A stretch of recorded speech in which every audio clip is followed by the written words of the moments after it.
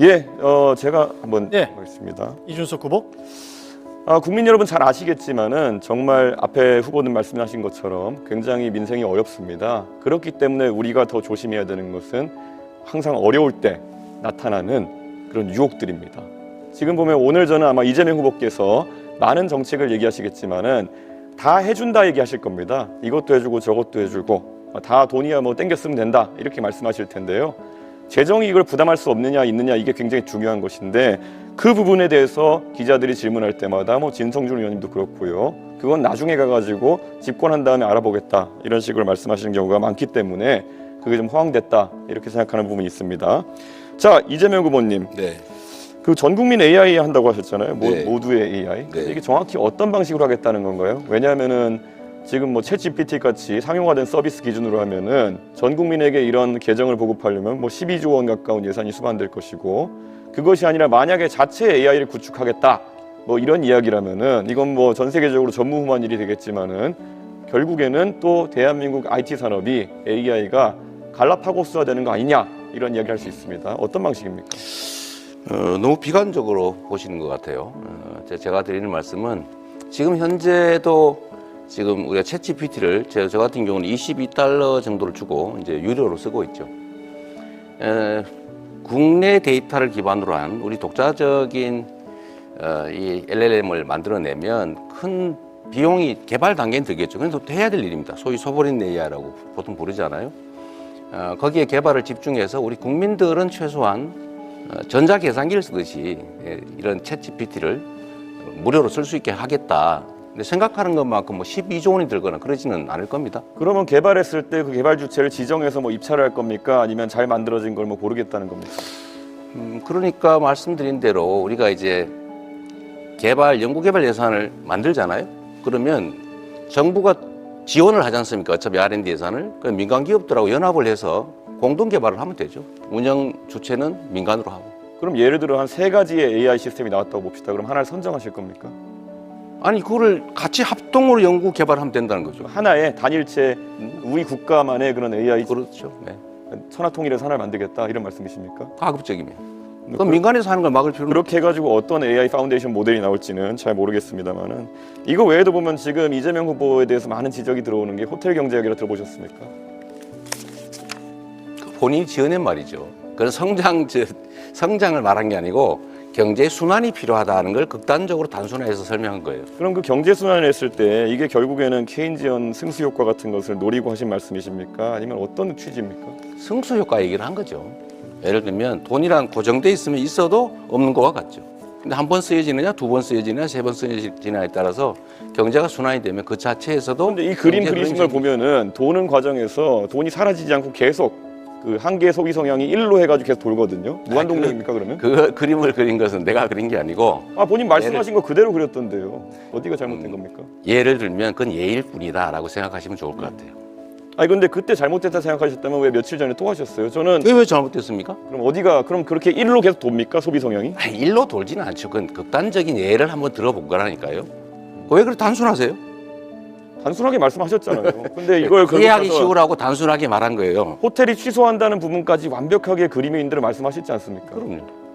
그런 것처럼 경제는 순환이 중요하다. 아니 저는 이재명 후보님께 명쾌하게 좀 해명하실 기회를 드리는 건데 그냥 그게 그런 거다 이러고 가시면 되겠습니까? 저는 충분히 설명해서 이해를 못 하시는 것 같아요. 그런 겁니다. 그래요.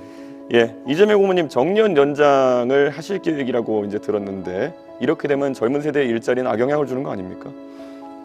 글쎄 그 점에 대해서 동의하기 어렵습니다. 젊은 세대도 많이 동의하고 있고요. 젊은 세대의 일자리와 정년이 늘어나는 일자리가 반드시 일치하지는 않습니다. 그러니까 매번 이런 식으로 답변하실 것 같으면은 자 우선 양국관리법에 대해서 한번 여쭤보고 싶은데요. 이재명 후보님, 네. 양국관리법을 개정하자는 이야기가 있었고 거기에 대해 거부권이 행사되었습니다. 집권하시면 다시 추진하실 것인지 궁금하고요. 식량안보 차원이라 보기에는 양국관리법이 지금 돈이 많이 드는 이유가 과잉 생산되는 지금 쌀을 처리하는데 돈이 많이 드는 거거든요. 그러면은 도대체 과잉 생산되는 쌀을 왜 더 생산하도록 유도해야 되는 것인지 말씀 부탁드립니다. 우리 이준석 후보께서 이제 한쪽만 보고 계신 거예요. 양쪽을 다 보면 좋겠습니다. 쌀값을 일정 가격 유지하는 게 장기적으로 전략 산업인 주식, 우리나라의 곡물 자급도를 올리는 길이겠죠. 그런데 가끔씩 과잉 생산되는 경우가 있어요. 그럴 경우는 정부가 사서 양곡 가격을 관리해 주자. 대신에 여기 추가로 경작 면적을 조정하기 위해서 대체작물 지원 제도를 도입하자. 이 두 가지를 동시에 도입하면 정부가 쌀 사지 않기 위해서 대체작물 지원을 예측해서 충분히 알겠습니다. 하면 관리가 가능하죠. 결국 3조 원씩 더 쓰겠다는 말을 그냥 저렇게 돌려가지고 핑계를 대고 있다 이렇게 보면 될 것 같습니다. 안 쓰려고 대체작물 제도를 도입한다니까요. 이재명 후보님께서 스테이블 코인 이런 얘기도 하셨어요. 그런데 스테이블 코인 얘기하시면서 사실 어떤 방식인지 뭐 담보형이라고 하셨는데 담보형 코인들 중에서도 제가 알기로는 미국 달러화를 기반으로 한 담보형 코인 외에 실제로 스테이블 코인이 사용되는 경우가 거의 없습니다. 실제 USDT, USDC 두 가지가 90%가량의 유통량을 담당하고 있는데요. 혹시 USDT와 USDC 어떤 부분이 차이가 있는지 알고 계십니까? 첫째로 곡물 쌀값 관리에 3조 아니 원이 USDT, 든다. USDC 질문입니다. 잠깐만 계세요. 저 대답은 무조건 우리가 토론입니다. 자율적으로 하는 것이죠. 그거는 무조건 토론입니다. 예. 그렇더라도 답을 들어보고 가세요. 얘기하고 다음에 할 거니까. 시간 낭비하시려고 하는 자, 거죠. 3조 원을 쓴다는 얘기는 사실이 아니다. 그렇게 단정해서 그렇게 남의 정책을 호도하지 않으면 좋겠다는 것이고요. 두 번째로 원화 기반의 코인을 만든다라고 하는 것은 담보를 그 액수만큼 넣어놓고 거기에 맞게 코인을 발행하기 허용을 하겠다 이겁니다. 그러면은 안정성 있죠. 그래서 결국에는 지급 준비를 얼마로 하겠다는지 이런 것들을 여쭤볼 수 1대1로 한다고요. 1대1이면 그게 동작 가능한지 궁금하고요. 자, USDT, USDC 차이는 USDC 같은 경우에는 주체가 계좌 동결 등을 할 수 있기 때문에 훨씬 관리가 엄격합니다. 그런데 이번에 민주당이 추진하는 스테이블 코인 같은 경우에는 이런 자금의 불법적 유통이나 이런 것을 막기 위해서 어떤 장치를 할 것인지 이런 것도 궁금하고요.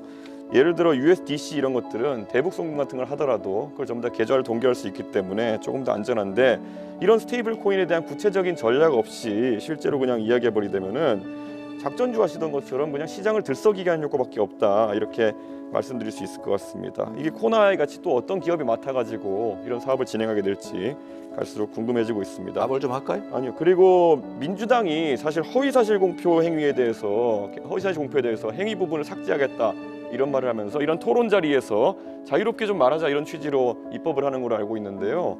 오늘 당장 아까 자랑스럽게 김용태 의원 얘기를 하시는데 김용태 의원이 이재명 후보 말씀하신 내용에 대해서는 부연해서 얘기하는데 그걸 왜곡이라 하시면서 바로 고발해 버리시는 취지는 뭡니까? 공직선거법 나는 고발하면 안 되고 김용태는 해도 된다 이런 겁니까? 이것도 역시 하나만 알고 계셔서 그런 거예요. 낙선목적 뭐 이런 거 하시려는 거죠?